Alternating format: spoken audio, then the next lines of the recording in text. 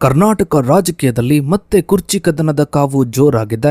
ಒಂದು ಕಡೆ ಹೈಕಮಾಂಡ್ ಮೇಲೆ ಒತ್ತಡವನ್ನ ಹೇರ್ತಾ ಇರುವ ಡಿಕೆ ಶಿವಕುಮಾರ್ ಅವರು, ಇನ್ನೊಂದು ಕಡೆ ಸಿಎಂ ಕುರ್ಚಿ ತನ್ನದೇ ಎಂದು ಕೂತಿರುವ ಸಿದ್ದರಾಮಯ್ಯ. ಡಿಕೆ ಶಿವಕುಮಾರ್ ಅವರು ಹೈಕಮಾಂಡ್ ಮೂಲಕ ಗೇಮ್ ಪ್ಲಾನ್ ಅನ್ನ ಮಾಡ್ತಾ ಇದ್ರೆ, ಇತ್ತ ಸಿದ್ದರಾಮಯ್ಯನವರು ಸದ್ದಿಲ್ಲದೆ ತಮ್ಮ ಬ್ರಹ್ಮಾಸ್ತ್ರವನ್ನ ಪ್ರಯೋಗಿಸಿದ್ದಾರೆ.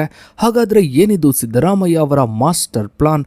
ಹೈಕಮಾಂಡ್ ಲೆಕ್ಕಾಚಾರವನ್ನೇ ಉಲ್ಟಾ ಮಾಡಿದ ಆ ಪ್ರಮುಖ ಅಸ್ತ್ರವಾದ್ರೂ ಯಾವುದು? ಇದರ ಬಗ್ಗೆನೇ ಒಂದು ವಿಶೇಷ ವರದಿ ಇದೆ, ಬನ್ನಿ ನೋಡ್ತಾ ಹೋಗೋಣ. ಸ್ನೇಹಿತರೆ, 2023ರ ಕರ್ನಾಟಕ ವಿಧಾನಸಭಾ ಚುನಾವಣೆಯ ನಂತರ ಅಸ್ತಿತ್ವಕ್ಕೆ ಬಂದ ಕಾಂಗ್ರೆಸ್ ಸರ್ಕಾರವು ತನ್ನ ಅಧಿಕಾರಾವಧಿಯ ಅರ್ಧ ದಾರಿಯನ್ನ ಪೂರೈಸಿರುವಾಗ ರಾಜ್ಯ ರಾಜಕಾರಣವು ಒಂದು ಅಭೂತಪೂರ್ವ ಆಂತರಿಕ ಸಂಘರ್ಷಕ್ಕೆ ಸಾಕ್ಷಿಯಾಗಿದೆ. ಮುಖ್ಯಮಂತ್ರಿ ಸಿದ್ದರಾಮಯ್ಯ ಮತ್ತು ಉಪಮುಖ್ಯಮಂತ್ರಿ ಡಿಕೆ ಶಿವಕುಮಾರ್ ನಡುವಿನ ಅಧಿಕಾರ ಹಂಚಿಕೆಯ ವಿವಾದವು ಕೇವಲ ವ್ಯಕ್ತಿಗತ ಸಂಘರ್ಷವಾಗಿ ಉಳಿಯದೆ, ಇದು ರಾಜ್ಯದ ಜಾತಿ ಸಮೀಕರಣಗಳು, ಆಡಳಿತಾತ್ಮಕ ಮತ್ತು ರಾಷ್ಟ್ರೀಯ ರಾಜಕೀಯದ ಆಯಾಮಗಳನ್ನು ಕೂಡ ತನ್ನೊಳಗೆ ಅಡಗಿಸಿಕೊಂಡಿದೆ. 2025ರ ನವೆಂಬರ್ 20ರಂದು ಸಿದ್ದರಾಮಯ್ಯ ಸರ್ಕಾರವು 2.5 ವರ್ಷಗಳ ಅವಧಿಯನ್ನು ಪೂರೈಸಿದ ನಂತರ ಈ ಕುರ್ಚಿ ಕದನ ತಾರಕಕ್ಕೇರಿದೆ. ಡಿಕೆ ಶಿವಕುಮಾರ್ ಅವರು ಹೈಕಮಾಂಡ್ ಮೇಲೆ ಒತ್ತಡವನ್ನ ಹೇರುತ್ತಿದ್ದಂತೆ ಸಿದ್ದರಾಮಯ್ಯ ಅವರು ತಮ್ಮ ಅಧಿಕಾರವನ್ನ ಉಳಿಸಿಕೊಳ್ಳಲು ಪ್ರಯೋಗಿಸಿದ ಜಾತಿ ಗಣತಿ ಮತ್ತು ದಲಿತ ಸಿಎಂ ಎಂಬ ಪ್ರಮುಖ ರಾಜಕೀಯ ಅಸ್ತ್ರಗಳು ರಾಜ್ಯ ರಾಜಕಾರಣದ ದಿಕ್ಕನ್ನೇ ಬದಲಿಸುವ ಸೂಚನೆಯನ್ನ ನೀಡಿವೆ. ಸ್ನೇಹಿತರೆ, 2023ರ ಕಾಂಗ್ರೆಸ್ ಪಕ್ಷವು 135 ಸ್ಥಾನಗಳ ಭರ್ಜರಿ ಬಹುಮತದೊಂದಿಗೆ ಅಧಿಕಾರಕ್ಕೆ ಬಂದಾಗ ಮುಖ್ಯಮಂತ್ರಿ ಪಟ್ಟಕ್ಕಾಗಿ ಸಿದ್ದರಾಮಯ್ಯ ಮತ್ತು ಡಿಕೆ ಶಿವಕುಮಾರ್ ನಡುವೆ ತೀವ್ರ ಪೈಪೋಟಿ ನಡೆದಿತ್ತು. ದೆಹಲಿಯಲ್ಲಿ ನಡೆದ ಸುದೀರ್ಘ ಸಭೆಗಳ ನಂತರ ಒಂದು ರಹಸ್ಯ ಒಪ್ಪಂದ ಅಥವಾ ಅಧಿಕಾರ ಹಂಚಿಕೆಯ ಸೂತ್ರ ರೂಪಿಸಲಾಗಿತ್ತು ಎಂಬ ಚರ್ಚೆಗಳು ಅಂದಿನಿಂದಲೂ ಕೂಡ ಚಾಲ್ತಿಯಲ್ಲಿದೆ. ಈ ಸೂತ್ರದ ಪ್ರಕಾರ ಮೊದಲ 30 ತಿಂಗಳು ಅಂದ್ರೆ 2.5 ವರ್ಷ ಸಿದ್ದರಾಮಯ್ಯನವರು ಮುಖ್ಯಮಂತ್ರಿಯಾಗಿರ್ತಾರೆ ಮತ್ತು ಉಳಿದ 30 ತಿಂಗಳು ಡಿಕೆ ಶಿವಕುಮಾರ್ ಅವರಿಗೆ ಅಧಿಕಾರವನ್ನ ಹಸ್ತಾಂತರಿಸಬೇಕು ಎಂಬುದು ಡಿಕೆ ಶಿವಕುಮಾರ್ ಬಣದ ಪ್ರಬಲ ವಾದವಾಗಿದೆ. ಆದರೆ ಮುಖ್ಯಮಂತ್ರಿ ಸಿದ್ದರಾಮಯ್ಯನವರು ಸಾರ್ವಜನಿಕವಾಗಿ ಈ ರೀತಿಯ ಯಾವುದೇ ಒಪ್ಪಂದಗಳಾಗಿಲ್ಲ ಅಂತ ನಿರಾಕರಿಸುತ್ತಲೇ ಬಂದಿದ್ದಾರೆ. ಇವರು ತಮಗೆ 5 ವರ್ಷಗಳ ಪೂರ್ಣ ಅವಧಿಯ ಜನಾದೇಶವಿದೆ ಎಂದು ಪ್ರತಿಪಾದಿಸುತ್ತಾರೆ. ಈ ಹಿನ್ನೆಲೆಯಲ್ಲಿ 2025ರ ನವೆಂಬರ್ ನಂತರ ರಾಜ್ಯ ರಾಜಕಾರಣದಲ್ಲಿ ಪವರ್ ಶೇರಿಂಗ್ ಸಂಘರ್ಷ ತಾರಕಕ್ಕೇರಿದ್ದು, ಇದು ಶಾಸಕರ ಸಭೆಗಳು, ಭೋಜನಕೂಟಗಳು, ವಿದೇಶಿ ಪ್ರಯಾಣ ಮತ್ತು ಹೈಕಮಾಂಡ್ ಭೇಟಿಗಳ ಮೂಲಕ ವ್ಯಕ್ತವಾಗುತ್ತಿದೆ.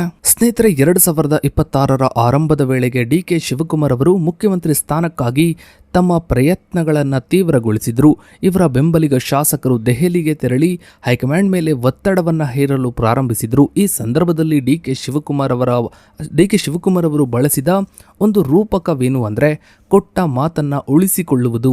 ಸಾಮಾಜಿಕ ಮಾಧ್ಯಮದಲ್ಲಿ ಇವರು ಮಾತಿನ ಶಕ್ತಿಯೇ ಜಗತ್ತಿನ ಶಕ್ತಿ ಎಂದು ಪೋಸ್ಟ್ ಮಾಡುವ ಮೂಲಕ ಹೈಕಮಾಂಡ್ ತಮಗೆ ನೀಡಿದ್ದ ಭರವಸೆಯನ್ನ ಈಡೇರಿಸಬೇಕು ಎಂದು ಪರೋಕ್ಷವಾಗಿ ಸಂದೇಶವನ್ನ ರವಾನಿಸಿದ್ರು. ಇದಕ್ಕೆ ಪ್ರತಿಯಾಗಿ ಸಿದ್ದರಾಮಯ್ಯನವರು ಅತ್ಯಂತ ಜಾಣ್ಮೆಯ ಉತ್ತರವನ್ನ ನೀಡಿದ್ರು. ಜನರಿಗೆ ನೀಡಿದ ಮಾತನ್ನ ಉಳಿಸಿಕೊಳ್ಳುವುದು ದೊಡ್ಡದು. ನಮ್ಮ ಮಾತು ಕರ್ನಾಟಕದ ಜನರಿಗಾಗಿ ಇರಬೇಕೇ ಹೊರತು ಅಧಿಕಾರಕ್ಕಾಗಿ ಅಲ್ಲ ಎಂಬ ಅರ್ಥದ ಪೋಸ್ಟ್ ಮಾಡುವ ಮೂಲಕ ತಮ್ಮ 5 ವರ್ಷಗಳ ಆಡಳಿತವು ಕೇವಲ ಅಧಿಕಾರದ ದಾಹವಲ್ಲ, ಬದಲಾಗಿ ಇದು ಜವಾಬ್ದಾರಿ ಎಂದು ಬಿಂಬಿಸಿದ್ರು. ಈ ಶಬ್ದ ಸಮರವು ರಾಜ್ಯ ಕಾಂಗ್ರೆಸ್ನಲ್ಲಿ ಆಂತರಿಕ ಬಿರುಕನ್ನ ಸಾರ್ವಜನಿಕಗೊಳಿಸಿತು. ಇಲ್ಲಿ ಡಿಕೆ ಶಿವಕುಮಾರ್ ಅವರ ತಂತ್ರಗಳನ್ನ ಗಮನಿಸಿದ್ರೆ, ಮೊದಲನೇದು ಶಾಸಕರ ಭೋಜನಕೂಟ. ಫೆಬ್ರವರಿ 26, 2026ರಂದು ಬೆಂಗಳೂರಿನ ಖಾಸಗಿ ಹೋಟೆಲ್ನಲ್ಲಿ ಶಾಸಕ ಎಚ್.ಸಿ. ಬಾಲಕೃಷ್ಣ ಅವರ ಜನ್ಮದಿನದ ನೆಪದಲ್ಲಿ ಸುಮಾರು 30ಕ್ಕೂ ಹೆಚ್ಚು ಶಾಸಕರು ಸಭೆಯನ್ನ ಸೇರಿ ಡಿಕೆ ಶಿವಕುಮಾರ್ ಅವರನ್ನು ಮುಖ್ಯಮಂತ್ರಿ ಮಾಡಲು ಹೈಕಮಾಂಡ್ ಮೇಲೆ ಒತ್ತಡ ಹೇರಲು ಕುರಿತು ಚರ್ಚಿಸಿದ್ರು. ಎರಡನೆಯದ್ದು ದೆಹಲಿ ಪ್ರವಾಸ.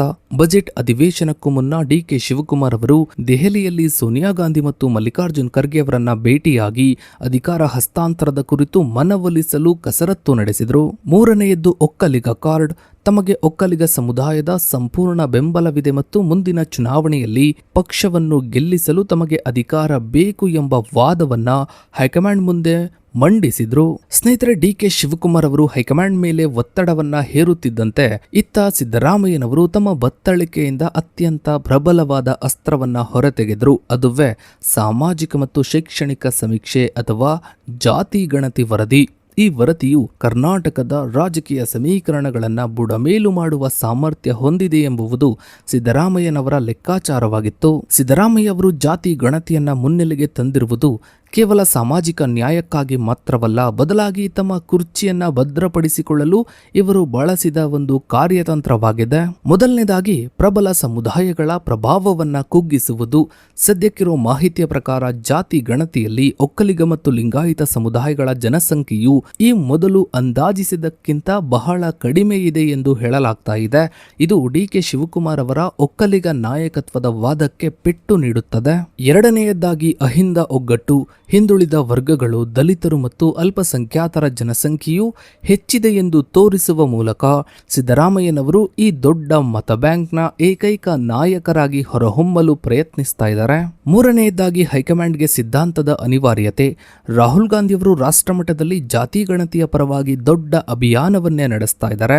ಕರ್ನಾಟಕದಲ್ಲಿ ಸಿದ್ದರಾಮಯ್ಯ ಇದನ್ನ ಜಾರಿಗೆ ತರಲು ಮುಂದಾದಾಗ ಇವರನ್ನ ಅಧಿಕಾರದಿಂದ ಇಳಿಸುವುದು ಹೈಕಮಾಂಡ್ಗೆ ನೈತಿಕವಾಗಿ ಕಷ್ಟಕರವಾಗುತ್ತೆ.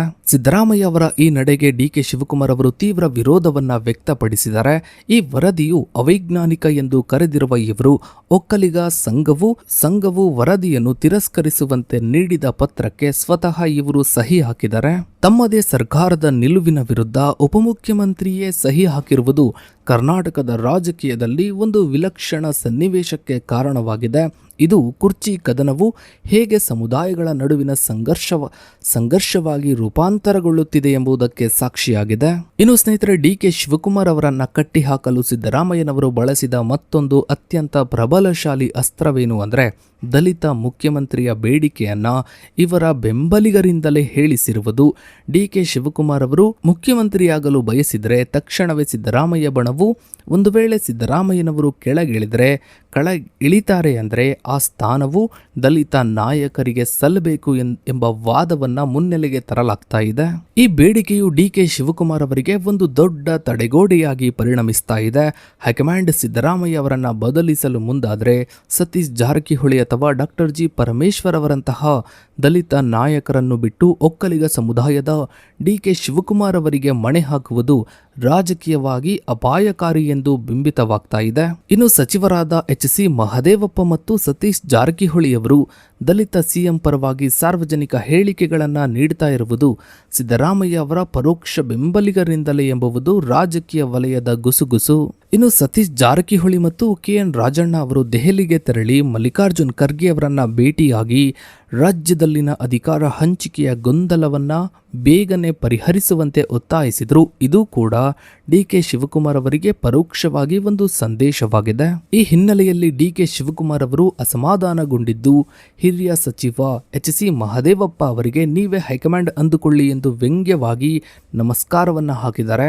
ಇದು ರಾಜ್ಯ ಕಾಂಗ್ರೆಸ್ನಲ್ಲಿನ ಶೀತಲ ಸಮರವು ಎಷ್ಟು ಆಳವಾಗಿದೆ ಎಂಬುದನ್ನು ತೋರಿಸುತ್ತದೆ. ಒಂದು ಕಡೆ ಡಿಕೆ ಶಿವಕುಮಾರ್ ಅವರು ಅಧಿಕಾರಕ್ಕಾಗಿ ನಾನಾ ರೀತಿಯ ಪ್ರಯತ್ನಗಳನ್ನ ಮಾಡ್ತಾ ಇದ್ದಾರೆ, ಮತ್ತೊಂದು ಕಡೆ ಸಿದ್ದರಾಮಯ್ಯನವರು ಸಿಎಂ ಕುರ್ಚಿಯ ಮೇಲೆ ಪಟ್ಟು ಹಿಡಿದು ಕುಳಿತಿದ್ದಾರೆ. ಮುಂದಿನ ದಿನಗಳಲ್ಲಿ ರಾಜ್ಯ ರಾಜಕೀಯದಲ್ಲಿ ಏನೆಲ್ಲ ಆಗುತ್ತೆ ಅನ್ನೋದನ್ನ ಕಾದು ನೋಡಬೇಕಿದೆ. ಸೊ ಇದಾಗಿತ್ತು ಸ್ನೇಹಿತರೆ ಇವತ್ತಿನ ಈ ಒಂದು ವಿಡಿಯೋದ ಬಗ್ಗೆ ನಿಮ್ಮ ಅನಿಸಿಕೆ ಅಭಿಪ್ರಾಯಗಳನ್ನು ತಪ್ಪದೆ ಕಮೆಂಟ್ ಸೆಕ್ಷನಲ್ಲಿ ಕಮೆಂಟ್ ಮಾಡಿ. ಹಾಗೆ ವಿಡಿಯೋಗೊಂದು ಲೈಕ್ ಮಾಡ್ತಾ ವಿಡಿಯೋನ ಆದಷ್ಟು ಎಲ್ಲ ಕಡೆ ಶೇರ್ ಮಾಡಿ.